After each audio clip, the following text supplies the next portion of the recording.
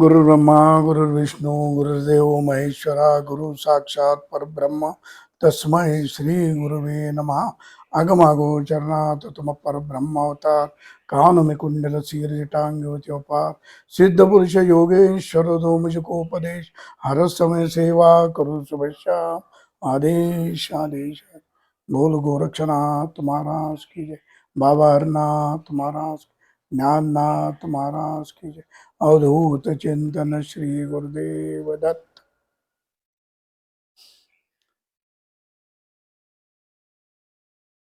आपले एकंदर नाथपंथावर 5 पॉडकास्ट झालेले आहेत आणि मागचा 5वा पॉडकास्ट आपण शंकर महाराज समाधीच्या 2-3 दिवस आधी घेतला होता.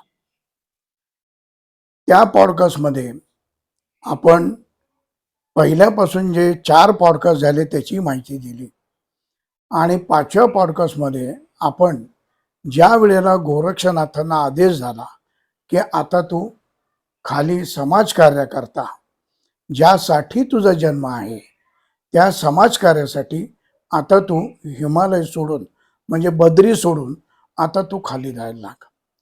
त्याप्रमाणे गोरक्षनाथांनी तिथला संबंध समारोप घेतला, नमस्कार केलं. त्यांना अतिशय जड अंतःकरण झालं की बद्रीनाथला त्यांनी 12 वर्षाच्या वर जास्त उपासना केली. विश्वांबरासारखे लोक त्यांना भेटले की आद्य शंकराचार्यांच्या घराण्यातले. त्यामुळे ते अक्षरशः त्यांना सोडवेना की वाईट वाटलं की हे सोडून आपल्याला खाली जावं लागते, कारण ती भूमीच अशी आहे, ती देवभूमी आहे आणि तिथं नरनारायणपासून सगळ्यांनी तपश्चर्या केली आहे. नवनारायणांचं ठिकाण आहे. त्यामुळे त्या भूमीला अतिशय महत्त्व आहे. म्हणजे प्रत्येक नाथयोगी किंवा जो खरा साधक आहे तो बद्रीला जाऊन 12 वर्ष तपश्चर्या करून तिथली जी उपासना साधना आहे ती साध्य करून मग पुढच्या मार्गाला लागतो. नाथपंथातला प्रत्येक सिद्ध मच्छिंद्रनाथापासून हा तिथं उपासना करूनच पुढे आलेला आहे आणि मूळ तिथं शिवच आहेत आणि शिवशक्ती आणि बद्रीनाथ हे असल्यामुळे ताकद जबरदस्त तिथली आहे. त्यामुळे हे सगळं त्यांनी अनुभव घेऊन खाली आले. त्यावेळेला पहिली त्यांनी जंगलातनं येता येता त्यांची पहिली जी गाठ झाली ती जालंधरनाथ आणि कानिफनाथ यांची गाठ झाली. त्यावेळेला आपण त्या पॉडकास्टमध्ये बघितलं की दोघांनी एकामेकाचे अहंकार कसे घालवले, की जालंधरनाथाने त्यांना अहंकार झाला होता गुरूंच्या बाबतीत त्याच्या बाबतीत. आणि एकामेकाचे हे नाथ लोक कधी सरळ बोलतच नाही की वाकड्यात बोलतात आणि मग सरळ येतात. पण जगाला काहीतरी त्यांना एक द्यायचं असतं माहिती. त्याकरता ह्या गोष्टी काही वेळेला ते घडवून आणतात आणि ते त्यांच्या हातनं सहज घडतात. की आंब्याच्या कोळी मोकळ्या झाल्या त्या खाल्ल्या, ते जालंधरनाथांना काही लावता येणार आणि परंतु तीच क्रिया गोरक्षनाथांनी वाताकर्षण विद्येने त्या सर्व आंब्याच्या कोळी आणि आंब्याची सालं हे पुन्हा सांगितलं. ती झाडाला जाऊन लटकली आणि पूर्ण होते त्याच्या आंब्यात रस भरला. ही क्रिया गोरक्षनाथांनी करून दाखवली आणि हा जो तुझा अहंकार आहे याची त्यांनी त्याला जाणीव करून दिली की अध्यात्मामध्ये अहंकार हा उपयोगी नाही, की अहंकारामुळे तू वर जाणार नाहीस. अहंकारामध्ये माणूस खड्ड्यात जातो आणि वाईट पाऊल पडतो. त्याकरता प्रत्येक ठिकाणी मन आणि अहंकार याच्याबद्दल प्रत्येक सत्पुरुष संत हा बोलत असतो. त्याप्रमाणे गोरक्षनाथ खाली आले. पुढं गोरक्ष मच्छिंद्र घाट त्यांची झालेली आहे. कारण त्यावेळेला जालंधरनाथांनी पहिल्यांदी गोरक्षनाथांची कळ काढली की बाबा तुझा गुरु त्या तिथं अडकलाय स्त्री राज्यामध्ये, स्त्री लंपट आहे तुझा गुरु, त्यामुळे तुझ्या गुरुकडनं काय मिळणार. हे म्हणजे थोडेसे भडकवाभडकीचे धंदे केले की त्यामुळे तेही भडकेल की ते म्हणले माझा गुरु सगळ्या विषयापासून वेगळा आहे, तो कशामध्ये अडकणार नाही. हे शाप जे प्रकार तिला दिलेले आहेत त्या शापातून तिला मुक्ती करायची, त्याकरता तो श्रीराज्यात गेलेला आहे. आणि तिथून मीननाथांचा जन्म होऊन ते गोरक्षनाथ तिथे मिळाले, त्याला जाताना सुद्धा खूप कष्ट भोगावे लागले. सरळ त्यांना जाता आलं नाही स्त्री राज्यामध्ये, की पहिलं मारुतीचं सुद्धा त्यांना युद्ध करावं लागलं मारुतीशी, आणि मारुतीशी युद्ध करून मग स्त्री राज्यामध्ये गेले. तिथं मच्छिंद्रनाथांना त्यांनी जाणीव करून दिली की मी आलेलो आहे, आपण कोण आहे.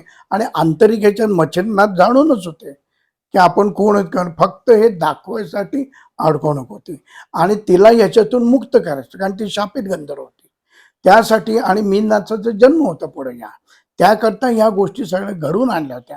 पण ज्या वेळेला गोरक्षनाथ आणि मच्छिंद्रनाथ हे एकमेकावर बसले, आणि त्यानंतर जी पिंगला राणी होती त्यावेळेला त्यांची चर्चा झाली, तिला सुद्धा त्याच्यातून बाहेर काढलं त्याने, की तुला पुढचा मार्ग घ्यायचा आहे, तू याच्यामध्ये अडकून असो राजपदामध्ये, आणि याच्यामध्ये तुझं काम वेगळं आहे.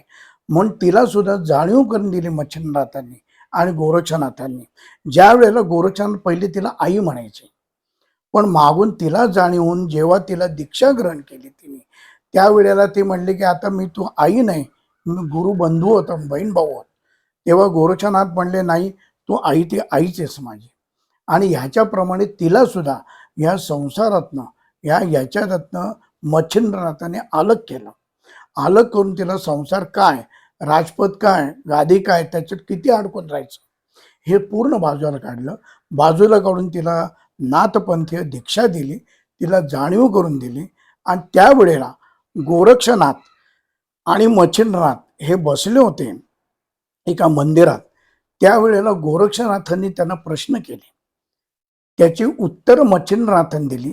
ती आता आपण पाहिजे त्या याच्यात. काका, पण मी जेव्हा हे असं थोडासा अभ्यास केला याच्यामध्ये रिअलाइज होतं की हे घटना सगळ्या घडल्या, पण ती घटना आपल्यासाठी आहे. आपल्यासाठी ते सगळ्यापासून विभक्त आहेत, पण ते जगाच्या कार्यासाठी आहेत.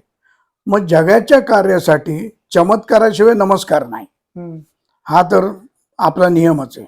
त्याच्याप्रमाणे यांनी सरळ सांगून बघितलं, कोणी ऐकलं नाही.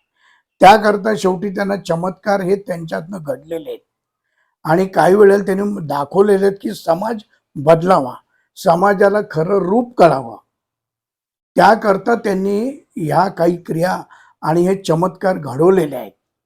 ते सहजपणे आता मळ होता, आणि ही जादू प्रकार हा काही नाही, ही त्यांची ताकद होती त्या ह्याच्यात. काका, आणखीन एक असा छोटा प्रश्न होता की आपण जर बघितलं, पुण्यामधून मंगळवार पेठ मधून गुरुवार पेठ, नवी पेठ मधून नारायण पेठ, जसं वॉकिंग डिस्टन्स आहे, तसं हिलोंगन या लोकांचं वॉकिंग नुसतं हे नाही, रामायण बघा हजारो किलोमीटर आहे. पण मी असं का, म्हणजे इकडनं आपलं अयोध्येपासून स्टार्ट केलं आणि खाली श्रीलंकेपर्यंत, नाथांचं बघितलं तर पूर्ण हिमालयापासून ते खालच्या टोकापर्यंत.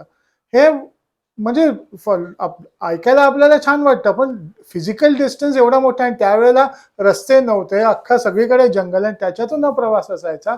What is that we learn from it?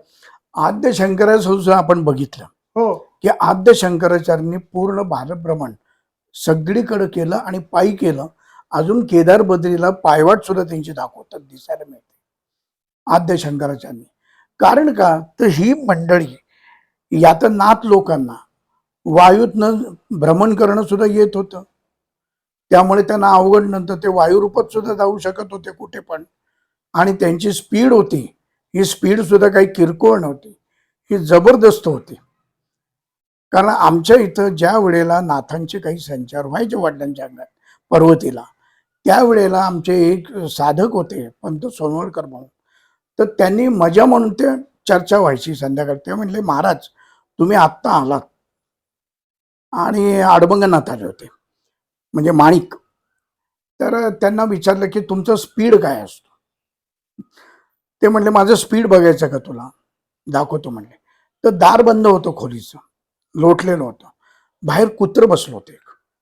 त्या कुत्र्याला उचलून आतमध्ये फेकलं हवेतून, ते केकाटत आत आलं. हा म्हणले, माझं स्पीड आहे, याला यायला किती वेळ लागला, हा स्पीड माझा आहे, लक्षात घे म्हणले. त्यामुळे त्यांना वायुरूप अवघड येते. परंतु पहिलंच मच्छिंद्रनाथांनी गोरक्षनाथांना काय सांगितलं की वायू विद्या आपल्याला अवगत आहे, परंतु ज्याप्रमाणे विमानातनं गेलो तर आपल्याला बाकीच्या भागातलं काही दिसतं का? बागेची लोक कसे राहतात, काय राहतात, त्यांचं कपडे लत्ते कसे असतात, खाणं कसं असतं, या गोष्टी आपण रेल्वेतनं जातो त्यावेळेला अनुभव येतो. पण विमानातनं गेलं की 2 तासात इथून दुबई, काहीच दिसत नाही मधलं. जर विचारलं कुठून आलं तर काही सांगता येत नाही. त्याकरता काही वेळेला प्रवास आपण हा गाडीने रेल्वेने करतो, म्हणजे जिथलं तिथली माहिती आपल्याला खाण्याच्या पद्धती, कपड्याच्या पद्धती, आहार विहार, बोलण्याच्या पद्धती, तिथल्या मानसिकता त्यांची काय हे आपल्याला शिकायला मिळते. त्याचप्रमाणे या नाथांचं जे कार्य होतं किंवा संत सत्पुरुष जे आहेत, शंकराचार्यासारखे आहे, हे पायी प्रवास काय करायचे की त्यांचं अध्यात्मच आहे की लोक जागृती, लोकांना याच्यातनं बाहेर काढायचं, त्यांना माहिती द्यायची, त्यांचे जे सांसारिक प्रश्न, शारीरिक प्रश्न, रोग हे सगळे काढायचे आणि रोग किंवा शारीरिक प्रश्न सोडून त्यांना आध्यात्मिक मार्गाला लावायचं. नुसतं प्रश्न सोडून सोडवायचं नाही, तर त्यांना आध्यात्मिक मार्गाला लावायचं. ही संत सत्पुरुषांची, नाथांची कामं होती. आणि आपण पहिलं बघितलं की ज्या वेळेला शिवच्या आधी ज्या वेळेला कृष्णाने हे घेतली नवनारायणची, त्यावेळेला सांगितलं की आता कलीचा प्रभाव याच्या पुढं, आणि त्याकरता समाज प्रबोधनासाठी, समाज कार्यासाठी कलीचा परिणाम हा वाढणार आहे, त्याच्यावर दबाव राहावा म्हणून आपल्याला नवनाथांना नवनाथ म्हणून जन्म घ्यायचे आणि ते कार्य करायचे. मग हे कार्य करण्यासाठी नवनाथ आलेले. त्यामुळं प्रत्येक नाथांनी 12 वर्ष बद्रीला हे करून त्यांचं भ्रमण केलेलं आहे. आणि भ्रमण करून समाजकार्य हे नुसतं भारतापुरतं नाही, तर भारताबाहेर जगात सुद्धा त्यांनी कार्य केलेले. अनेक मठ नाथपंथाचे बाहेर सुद्धा आहेत आणि चालू आहे कार्य. त्याप्रमाणे गोरक्षनाथ आणि मच्छिंद्रनाथ बसले होते, त्यावेळेला प्रश्न त्यांनी निर्माण केले की मनाचे स्वरूप कोणते आहे. आपण मनावर खूप बोलतो आणि मनावर प्रत्येक हे बोलतात. तर मनाचं जे त्यांनी सांगितलं उत्तर की मनाचं स्वरूप हे शून्य आहे. तुम्ही ज्या वेळेला न्यूट्रल व्हाल त्याच वेळेला तुम्हाला पुढचा आध्यात्मिक आनंद मिळतो. जोपर्यंत तुमचा कचरा चालू असतो, मानसिक, सांसारिक, पारमार्थिक सगळा कचरा चालू असतो, तो संपल्याशिवाय तुम्ही अध्यात्मात पुढे जाऊ शकत नाही. म्हणून शून्य मन पाहिजे. झिरोवर जेव्हा येईल त्याच वेळी तुमची सुरुवात. आपल्या गाडीचा काटा सुद्धा झिरोवर आला, गाडी स्टार्ट केल्यावर मगच ते पुढे जाते. शून्यापासून सुरुवात आहे. जग हे शून्यातून निर्माण झालेले. म्हणून आले नवीन मुलांना शाळेमध्ये सुद्धा शून्यातून शिकवतात. शून्यातून 1 कसा निर्माण झाला, 2 कसे निर्माण झाले, हे 10 पर्यंत पाढे त्यांना त्यातून शिकवतात.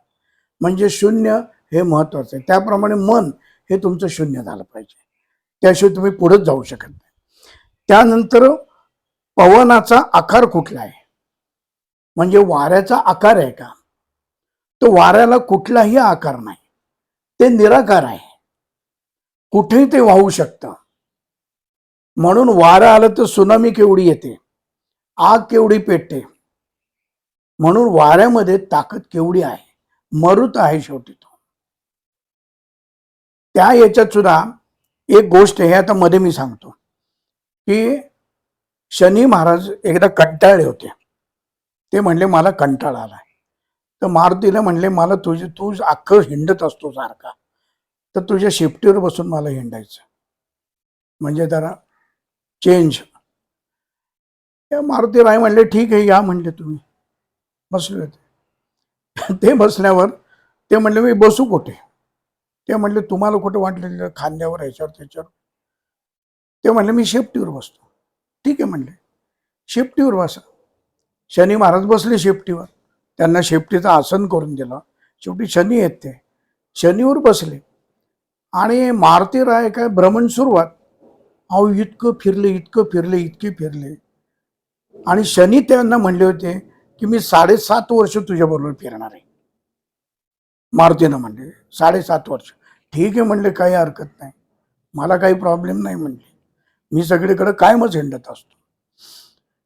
हिंडलं सगळीकडे, फिरवलं. ते फिरणं आणि स्पीड पाहून शनी महाराज 7 तासात कंटाळले.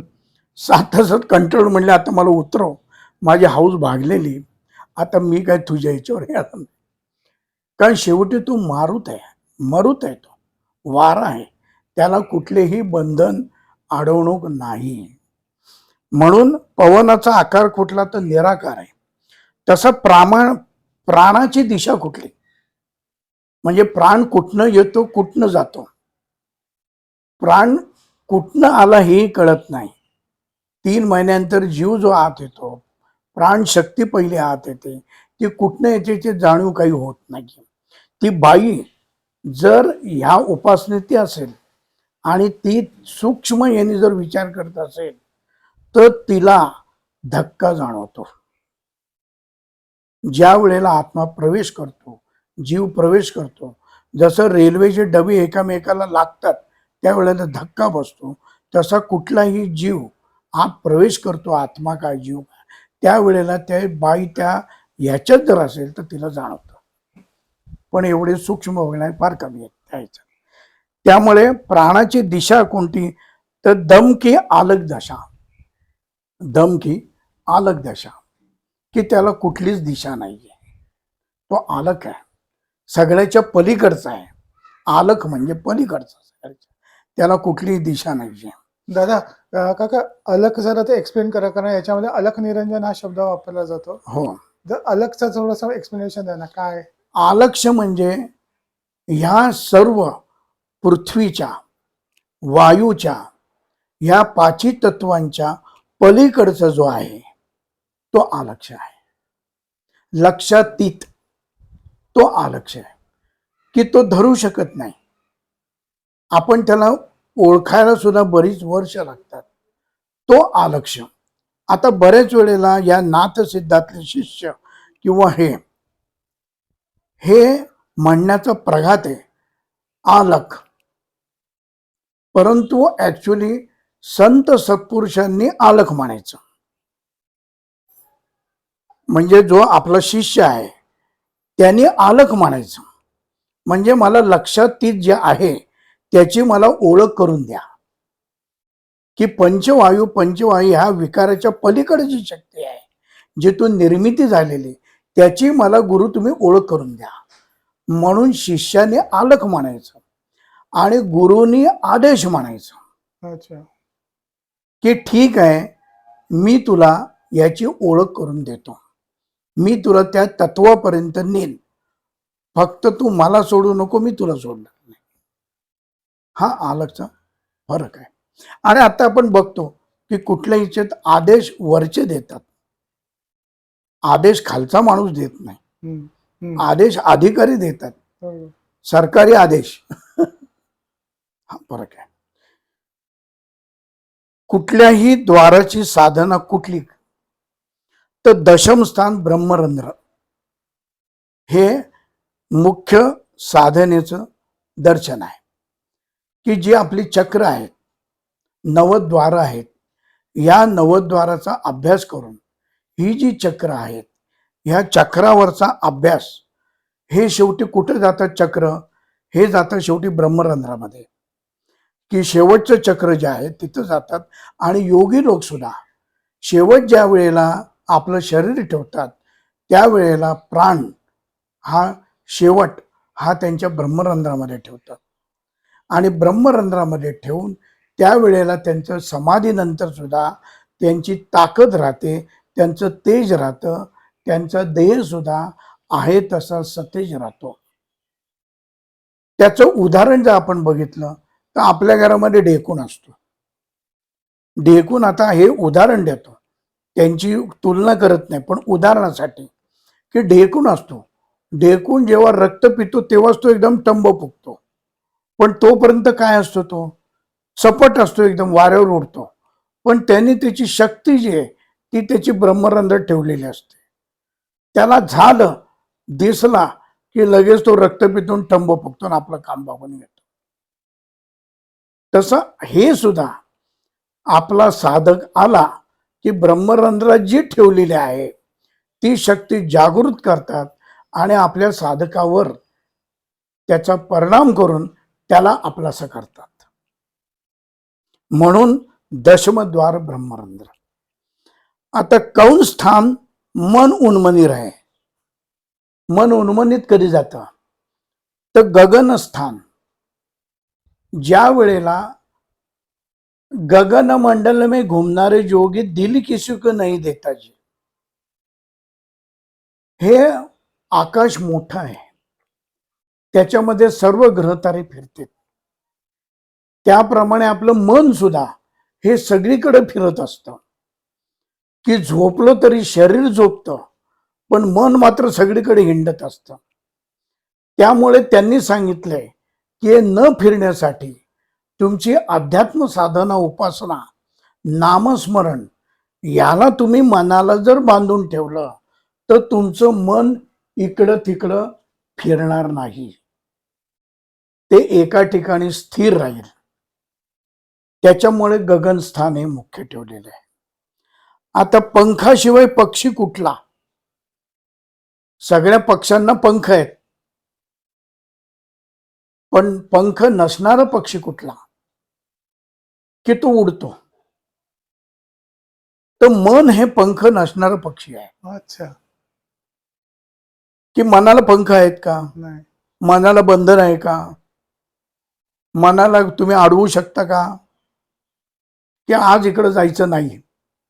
सर्वात फास्ट उडणारा पक्षी आहे. सर्वात फास्ट. की आता मी इथे बसलोय तर माझं मन एका सेकंदात देशात कुठल्याही भागात जाऊ शकतं. ते पास्ट मध्ये पण जाऊ शकतं, फ्युचर मध्ये पण फ्युचर जाऊ मध्ये शकतं. पण जाऊ शकतं. ज्या वेळेला तुम्ही झोपता त्यावेळेला तुमचा मागचा सेन्स ओपन होतो आणि तो ओपन होऊन तुमचं मन हे मागच्या भागात कार्य करायला जातं आणि तुमची बरीचशी कनेक्टिव्हिटी ही मागच्या जन्माशी जास्त आहे. म्हणून तुम्हाला न दिसणारी लोक, न दिसणारे काही भाग हे तुम्हाला दिसायला लागतात.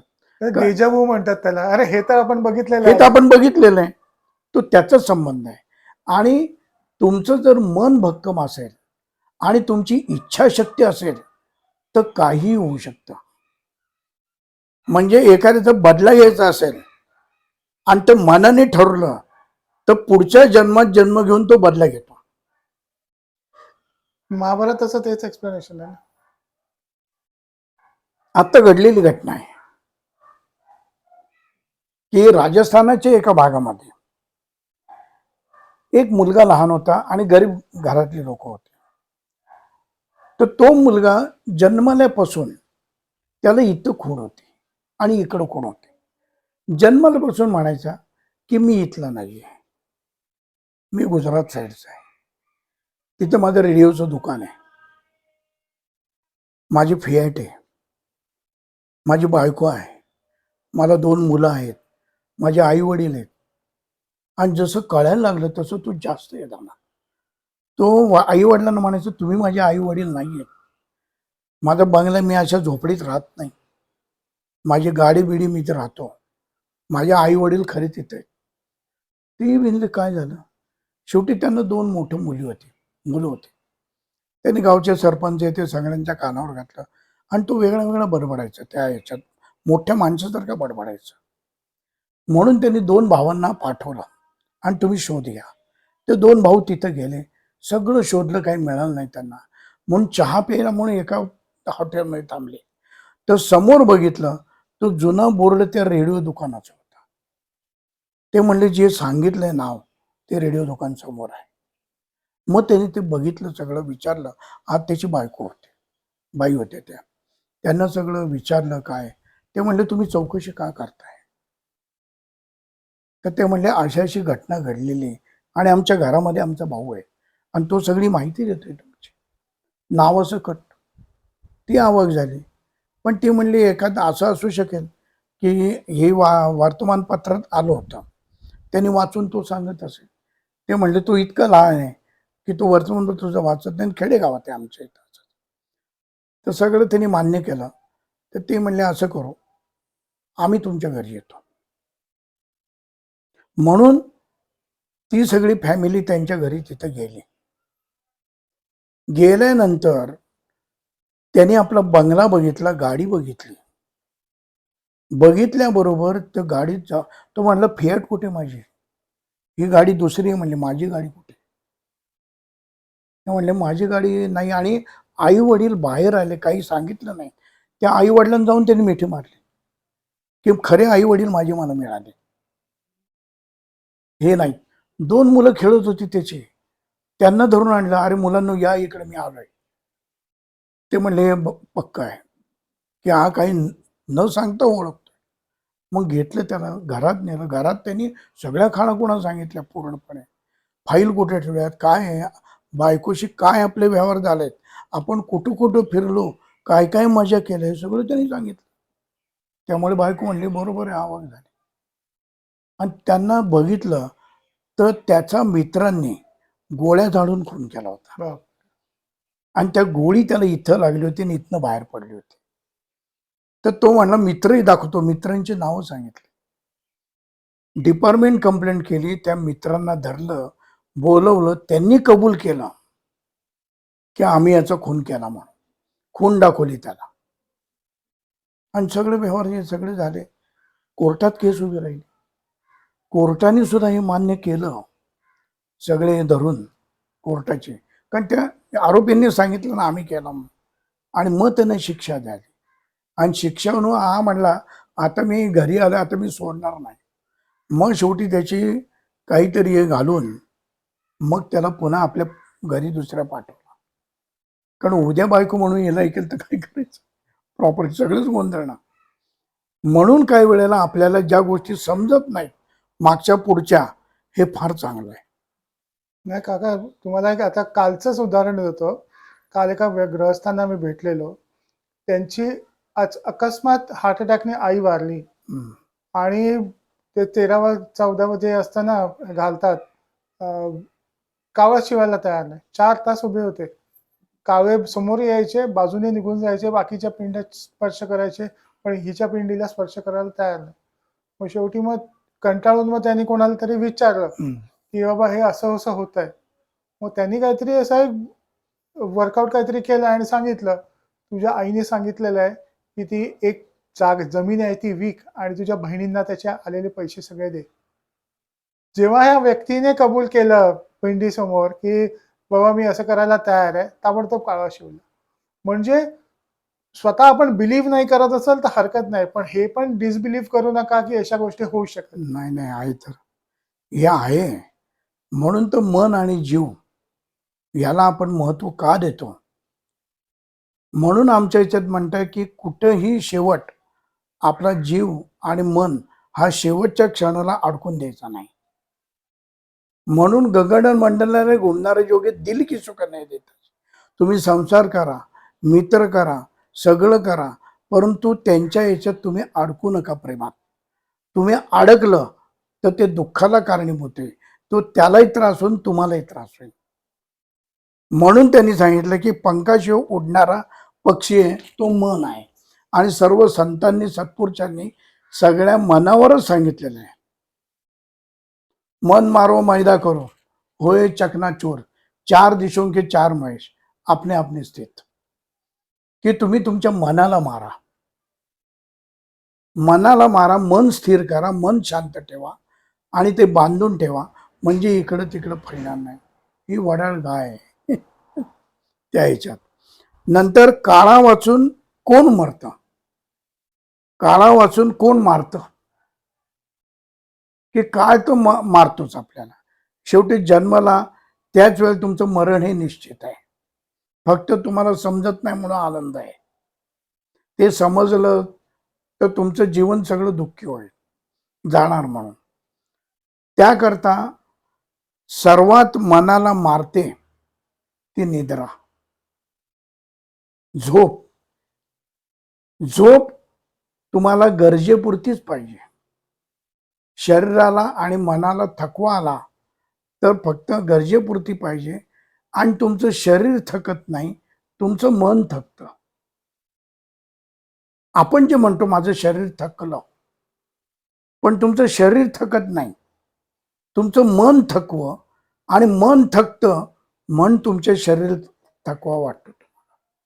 एखादी गोष्ट जर आनंदाने तुम्ही थकलाय, मी म्हणलो मी थकलोय, थकून बसलोय, पण तुम्हाला सांगितलं आत्ता तिथं 10,000 रुपये वाटप चालू आहे,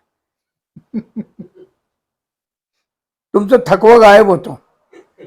तेच ना, जेवण अख्खं जेवण पोट भरल्यानंतर माझ्या गळ्यापर्यंत आलं, आता शेवटी गुलाबजामुनचं आलं तर त्याच्यात जागा बनतेच ना. म्हणजे काय झालं की तुमचं मन थकतं, तुमचं शरीर थकत नाही. म्हणून आमच्या डॉक्टरांना मी एकदा विचारलं होतं, आमचे धामले डॉक्टर आहेत, त्यांना विचारलं होतं, म्हणलं अहो बरेच वेळेला मी झोपतो, झोप लागते, परंतु म्हणलं उठल्यानंतर मला थकवा वाटतो. आणि हे प्रश्न बऱ्याच लोकांना येतात की उठल्यावर झोप पूर्ण झाली वाटत नाही, थकवा वाटतो. कारण का? तर तुमचं शरीर झोपतं, शरीर मुर्दा होतं, परंतु तुमचं मन मुर्दा होत नाही. तुमचा प्राण चालू असतो, आत वायू चालू असतो, त्याचं कार्य चालू असतं, पण मन जे आहे ते तुमचं तिथं नसतं, ते आत्म्याला सोडून सुद्धा गायब होतं आणि ते हिंडत असतं. मग त्यावेळेला तुम्ही तुमची कामं करता, कष्ट करता, भरपूर हिंडता आणि ते मन थकतं. आणि ते थकलं की नशिबाने ते पुन्हा आत येतं. आत आला की तुम्ही जागृत अवस्थेत येता. मन जर आलं नाही तर तुम्ही जागृत अवस्थेत येणार नाही. म्हणून मनाला तेवढीच तुमच्या किंमत आहे. म्हणून अरे आत्ता स्वप्नात मी इथं होतो ना, आत्ता जागा झालो, ते मन दार उघडून आत शिरलं म्हणून तुम्ही जागे झालात. म्हणजे मनाला तेवढंच महत्व आहे. म्हणून मन आणि निद्रा या गोष्टी अतिशय सांभाळाव्या लागतात.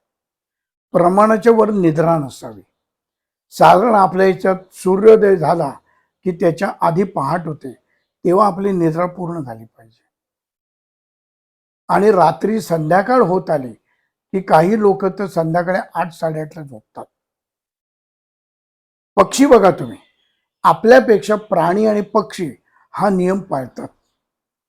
पक्षी दिवसभर उडतात, पहाट आली की लगेच उडायला सुरुवात करतात, आपलं काम चालू करतात.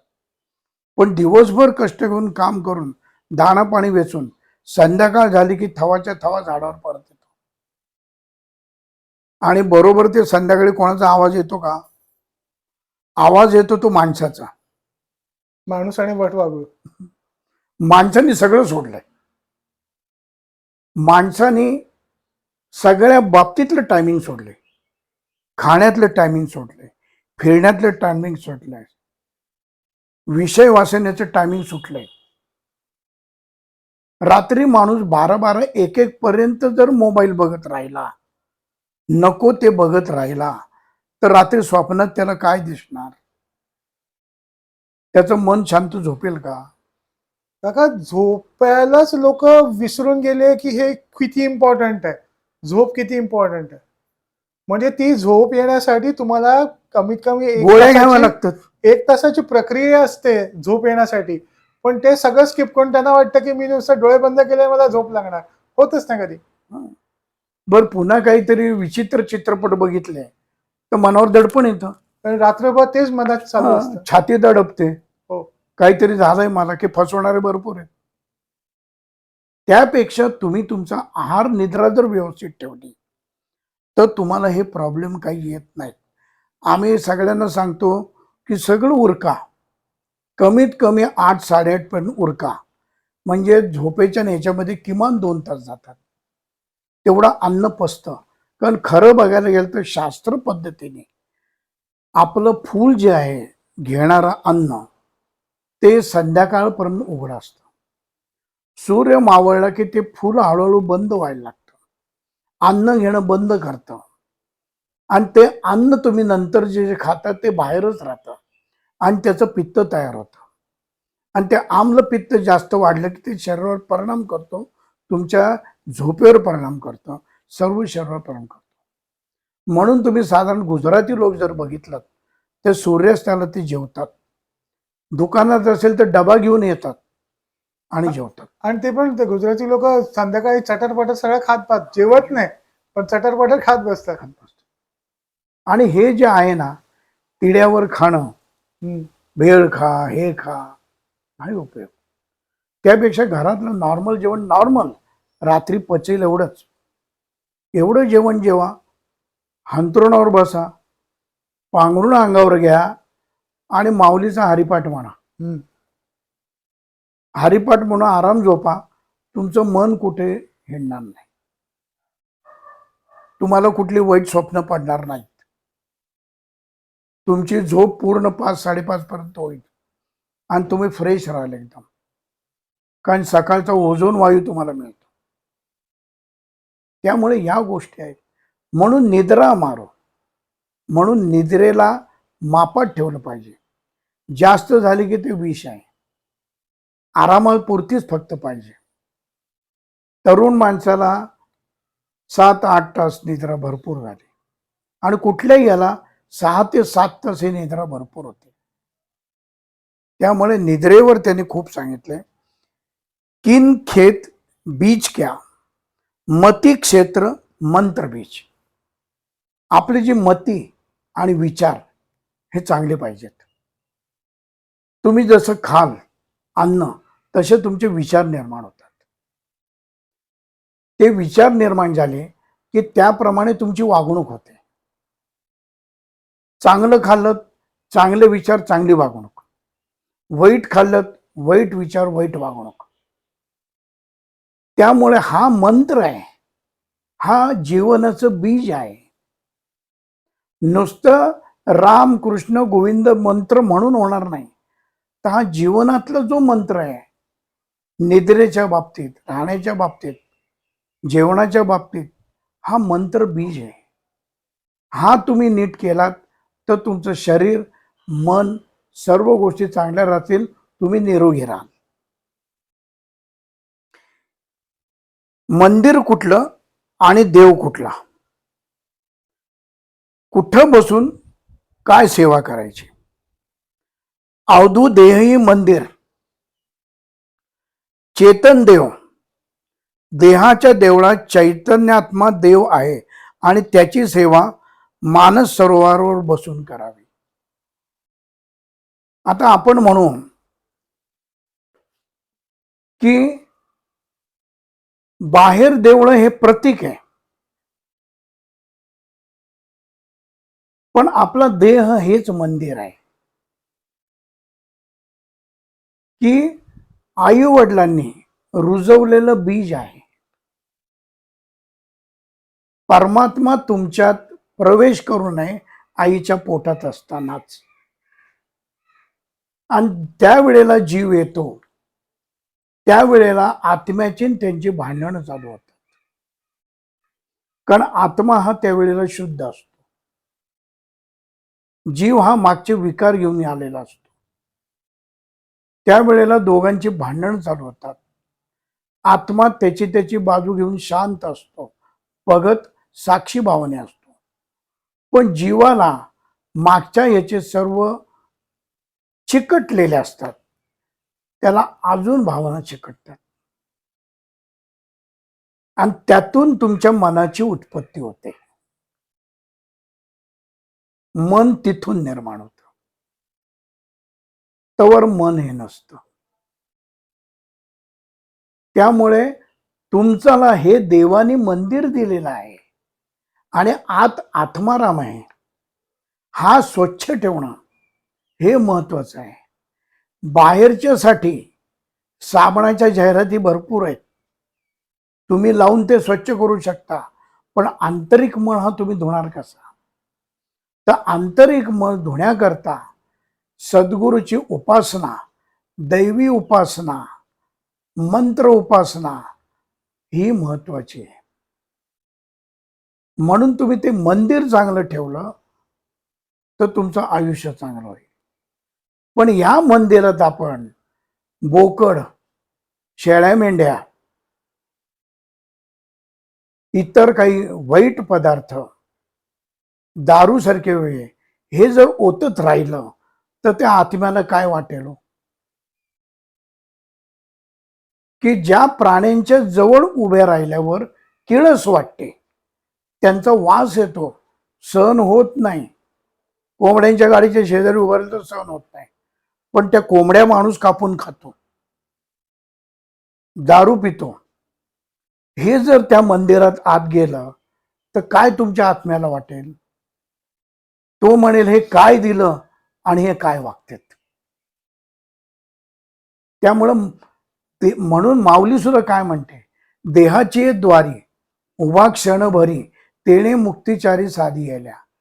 पहिलं देहाच्या दारात बाह्य आहे तू उभा राहा मंदिरात जाऊन, की जे आतलं बाहेर करून आपण उभं केलंय त्या मंदिरात त्या जाऊन उभा करा.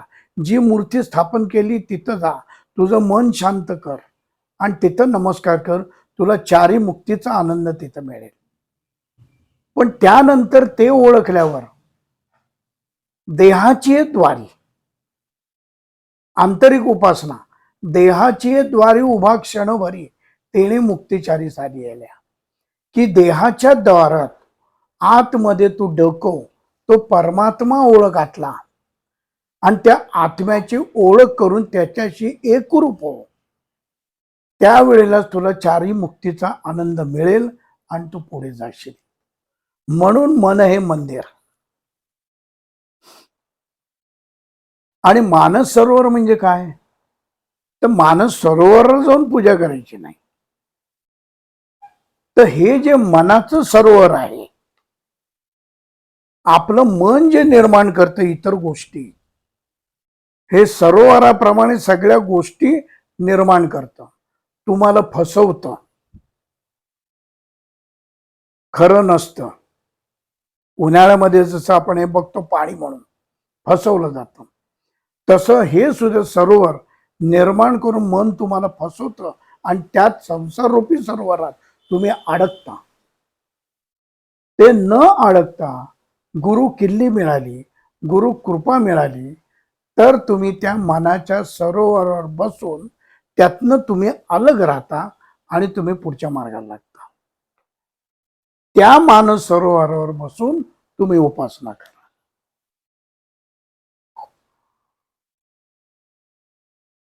त्या देवाला भेट कशी द्यावी? काका, आपण एक थोडंसं परत एकदा सांगा, हे कॉन्व्हर्सेशन जे तुम्ही वाचता ते नाथांच्या दोघांमधलं कॉन्व्हर्सेशन आहे? हो, गोरक्षनाथ आणि मच्छिंद्रनाथ. आणि हा जगा करताय की लोकांना हे कळावं की ज्या वेळेला लोक उपासनेला बसतात त्यावेळेला त्यांना हे कळावं, प्रकाश पडावा. त्याकरता मच्छिंद्रनाथ गोरक्षनाथांना सांगतात, गोरक्षनाथांच्या मनात जे निर्माण झाले प्रश्न, ते प्रश्न ते त्यांना विचारतात. आता पूजा कशी करावी ते म्हणले मंदिरात. मन मंदिरावर बसल्यावर पूजा कशी करायची? तर मानस पूजा आपण करतो की सुंदर आपल्या गुरुचे पाय धरावे, आकार द्यावा, त्याच्याला गरम पाणी घालावं, पंचामृत घालावं, त्याला गरम पाणी घालून धुवून काढावे, स्वस्तिक काढावं, गंध लावावं, त्याला अष्टगंध, त्याला आपण छानपैकी अत्तर लावावं, 2 गुलाबाची फुलं व्हावीत, तुळस व्हावीत आणि हळूहळू गुरुच्या पायाकडून, त्याच्या शरीराकडून, त्याच्या मुखाकडे आणि डोळ्याकडे बघावं. ते डोळ्याचं तेज हा गुरु तुमच्या शरीरात प्रवेश करून तुम्हाला प्रसन्न करेल. मूर्तीच्या बाबतीत काय, गुरुच्या बाबतीत ही मानस पूजा करणं महत्वाचं आहे. म्हणून सकाळी उठल्या उठल्या मानस पूजेला महत्व आहे. आणि ही मानस पूजा जर तुम्ही करत राहिलात तर काही वर्षांनी तुमची जी देवता आहे त्या देवतेच्या तिथं काय चाललंय हे तुमचं मन तिथं जाऊन तुम्ही तिथं प्रत्यक्ष बघू शकता. एवढी ताकद तुमच्यात निर्माण होते. याला महत्व आहे.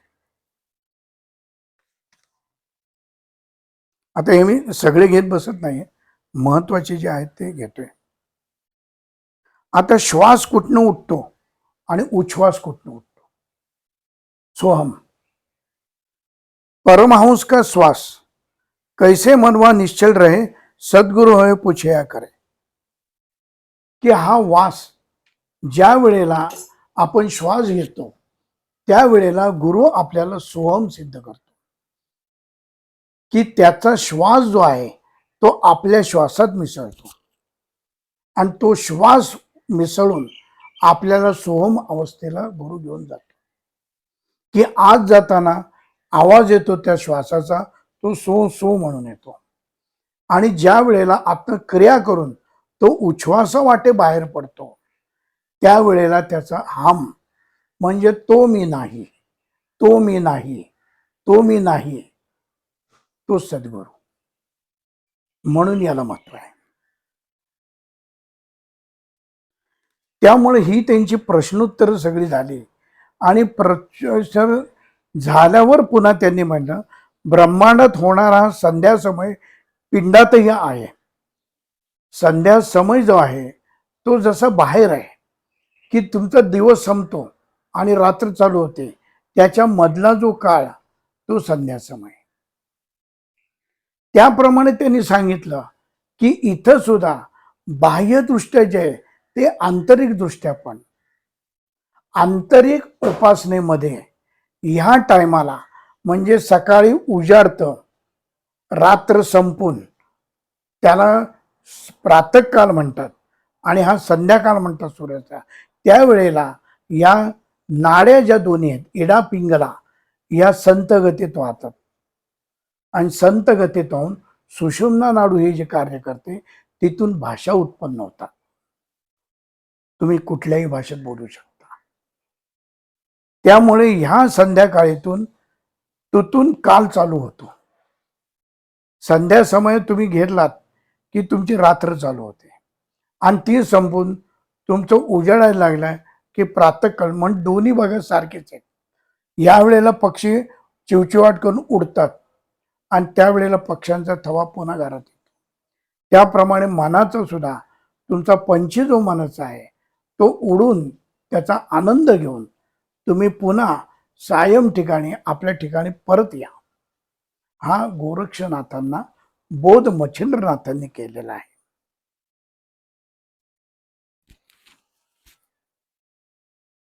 हे सगळं करता करता करता करता हे चालू असताना ते स्त्री राज्यामध्ये होते.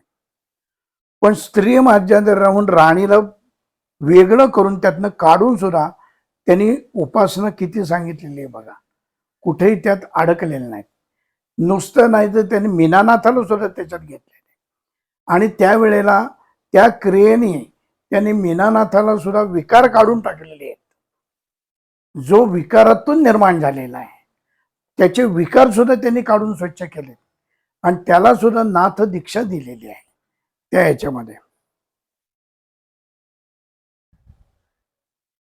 आता त्या ह्याच्याप्रमाणे हळूहळू आता ते बाहेर पडायला लागले. त्यावेळेला स्त्रीराजू बाहेर, त्या राणीला सुद्धा वाईट वाटायला लागले.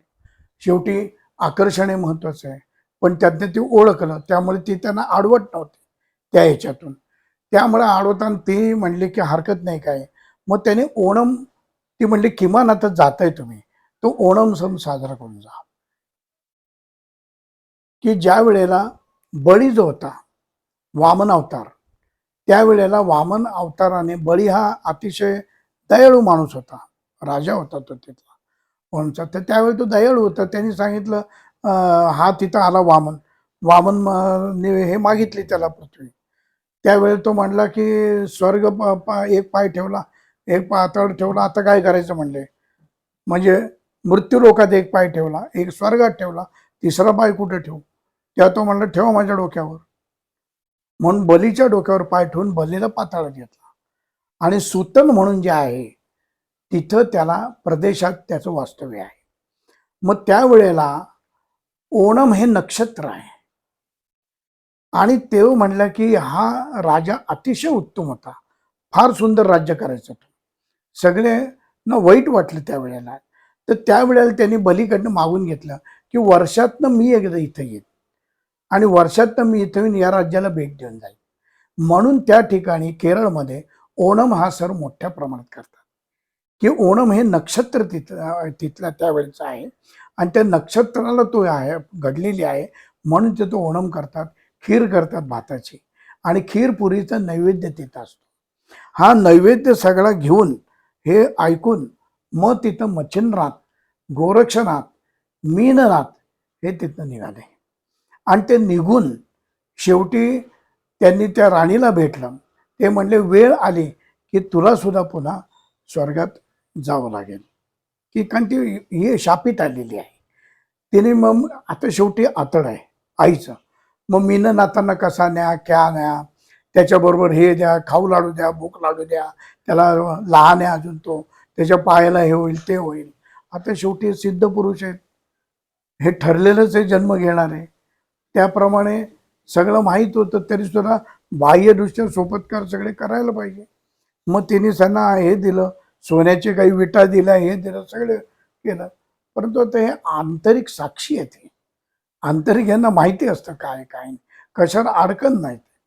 मग तिथून ते निघाले. तिथून निघाल्यावर आनंद गोरक्षनाथांना हा होता की मी स्त्री राज्यातून मच्छिंद्रनाथांना बाहेर काढलं. त्यामुळे ते अतिशय उत्साही होते.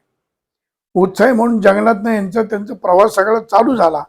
त्यावेळेला ते गात होते, तीर्थ न जाऊ न कांकर न पूजू, नाही बिन रा बिन कासे. की आता माझा गुरु आलेला आहे, मला कुठेही जायची गरज नाही, माझी काशी इथंच आहे, माझी तीर्थ सगळी इथंच आहे, मला कुठेही जायची गरज नाही. असं म्हणून ते मस्त आपल्या धूनमध्ये चालत होते आणि मच्छिंद्रनाथ किंगरी वाजवत त्यांच्याबरोबर आनंदात चालले होते. हे असं मध्येच मीननाथ होते, ते सुद्धा बासरीचा सूर धरून त्यांना साथ देत होते. अशा तऱ्हेने त्यांचं हळूहळू त्यांनी केरळ, तमिळनाडू हा प्रांत सगळा फिरत फिरत टाकला. आता पुढं आल्यानंतर ज्या वेळेला त्यांनी परकाया प्रवेशाची क्रिया चालू केल्या, त्यावेळेला निघताना आता मीननाथ एवढा प्रवास करणं शक्य नाही, कारण लहान जीव आहे शेवटी तो, म्हणून त्याला भर्तहरिनाथांजवळ ठेवलं. आता भर्तहरिनाथ हे कोण आहे हा प्रश्न निर्माण होईल. तर भर्तहरिनाथ हे सूर्यबीजापासून निर्माण झालेले. ज्या वेळेला ते ऋषी होते, कौलिक ऋषी, ते उपासनेला उभे असताना त्यांच्या भांड्यात हे सूर्यबीज पडलं आणि त्यातून त्यांची निर्मिती झालेली. ती निर्मिती होऊन शेवटी त्या ऋषींनी त्यांना सांभाळलं. त्या ऋषींनी सांभाळून ते ऋषींनी देह ठेवला. त्यानंतर ते जंगलात न फिरताना हरणीने त्यांना सांभाळलं. आणि हरणीने सांभाळलं असताना एकदा वाट चुकले असताना हरिण ते शोधत बसले, हरिण निघून गेली. ती बिचारी अतिशय डोळ्यात पाणी आणून होती. पण ही गोष्ट एक भाट चालला होता त्याने पाहिलं. मग भाटाने कोण लहान मुले म्हणून त्याला उचलून घेतला आणि भाटांनी त्याला सांभाळला. आणि भाटांनी सांभाळल्यावर एका शिवमंदिरात गेले असताना भर्तहरिनाथांनी यांना नाव पाडलं, भर्तहरिनाथ म्हणून हात पडलं. शिवांनी नाव ठेवलेलं आहे, शिवशक्तींनी भर्तहरिनाथांचं. आणि तिथून पुढे त्यांचं कार्य चालू झालं. तिथून भर्तहरिनाथ फिरत फिरत फिरत येत असताना हे जंगलात राहायचे लहानपणी, त्यामुळे त्यांना प्राण्यांच्या, पक्ष्यांच्या सर्व भाषा येत होत्या. सर्व भाषा माकडांच्या यांच्या ओळखत होते. म्हणून जात असताना त्यांना काही व्यापारी भेटले आणि काही माणिक घेऊन ते व्यापारी चालले होते. तर दोन पहिले व्यापाऱ्यांना मारलं. ते आधी सांगत होते की माकडं ओरडत होती, ती सांगत होती की ठग लोक येतात चोरी करायला, तुम्हाला मारणार आहे. तर त्यांनी सांगितलं तरी त्यांना ऐकलं नाही, पुढे गेले आणि त्यांना टोकलं. त्यानंतर पुन्हा दुसरे जे होते, एक राहिलेले त्यांच्यातल्या तिघापैकी, त्याला सांगितलं तुझ्याकडे जेव्हा येतो तू शांत राहा, मला कळतं. तो म्हटलं याची भाषा तुला? हा म्हटलं मला कळतं, मी रानात राहिलो त्यामुळे मला कळतं. आणि अजून पक्ष्यांची आणि प्राण्यांची भाषा ओळखणारे लोक आहेत, मी बघितलेत लोक. ते अंदमान निकोबारला मी बघितलेली आहेत ती लोक, की ती पक्ष्यांना बोलवतात, प्राण्यांना बोलवतात. तेवढं एकरूप आपण त्यांच्याशी व्हायला पाहिजे, त्याशिवाय या गोष्टी घडत नाहीत. प्राणी आहेत शेवटी, ते आपल्यापेक्षा फार हुशार आहेत ते, आणि मायाळू आहेत ते खूप. त्याप्रमाणे भर्तहरिनाथांनी सांगितले की बाबा असं असं आहे. ते राजाचा, त्रिविक्रम राजाचा हा तिथं होता कारभारी, तर त्यांनी ऐकलं होतं. तर त्याचं तर माणिक वाचले, त्याच्यामुळं ते माणिक या राजाला विकलं त्यांनी. मग भर्तहरिनाथ हे राजा त्या जो प्रधान होता तो घेऊन गेला आणि म्हणले याला सगळ्या भाषा कळतील, सगळ्या सिद्धी याला प्राप्त आहेत. मग अपेक्षेने त्रिविक्रमाने ठेवून घेतला त्याला. मग त्रिविक्रम राज्यात तो काम करत होता आणि हेही उद्योग करत होता. ते करता करता त्रिविक्रम राजाने त्याचा जो प्रधान आहे त्याच्याशी लग्न लावून दिलं आणि मग भर्तृहरीनाथांचं लग्न पुढं याच्याशी झालं पिंगलेचे आणि पुढं तो कार्य चालू झालं. हे भर्तृहरीनाथांचं कार्य आहे.